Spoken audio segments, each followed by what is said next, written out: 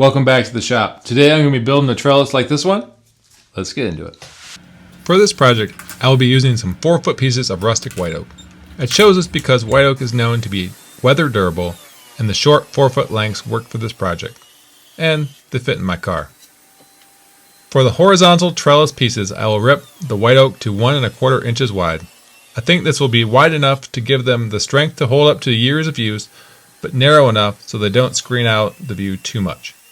If you wanted to screen the view, making these slats wider would do the trick. Kind of like this prototype I made last winter. To make this process faster and easier, I recommend you buy the board straight line ripped 1 edge from the hardwood store, so you can skip the joiner before ripping on the table saw. With the strips all ripped, I want to inspect them for any defects that would cause them to break easily in use. I will mark those pieces and defect them with the miter saw later. For some borderline looking pieces, I stress test them just to be safe.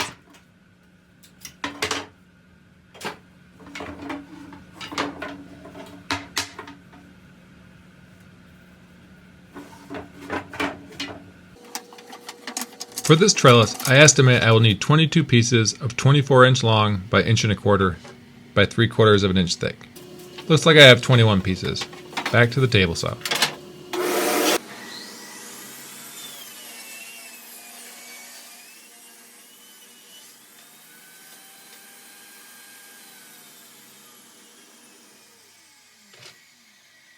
Next, I will square up any broken ends and cut off the pieces I defected earlier.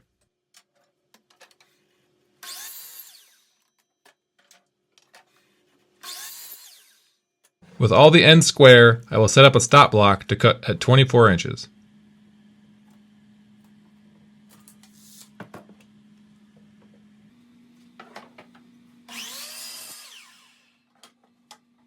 Some of the pieces were a bit short of 4 foot, so on some cuts I have some shorter than 24-inch pieces. I will keep those separate and use them on a narrower part of the trellis.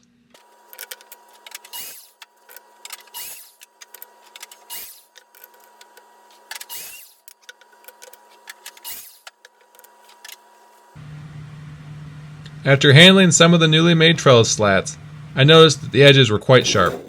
To save on band-aids and prevent possible damage to the vines that will someday be growing on the trellis, I chamfer each piece with a hand plane. The top of the trellis will have a wider leaf at the top. For that, I trace out the design on a wider board and will cut it out on the bandsaw.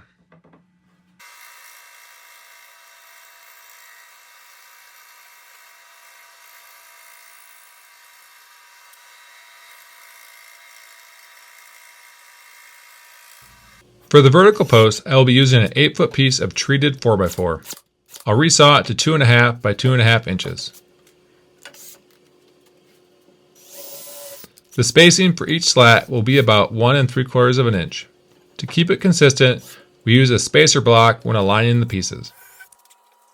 For each piece, we pre-drilled the white oak slat and then attached it using waterproof glue, a 1-inch stainless steel trim screw, and a few 18-gauge brad nails. Once the slats were securely fastened, we draw out the design of the leaf shape, and then we cut it out using the jigsaw. Be sure to support the slats while sawing.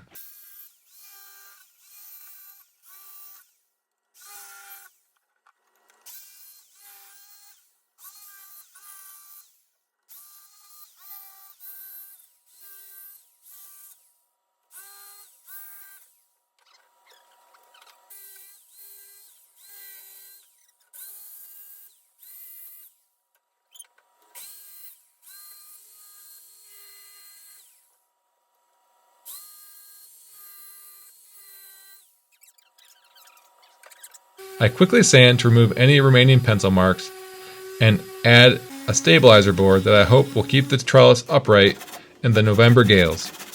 I place it at just below the ground level of the post.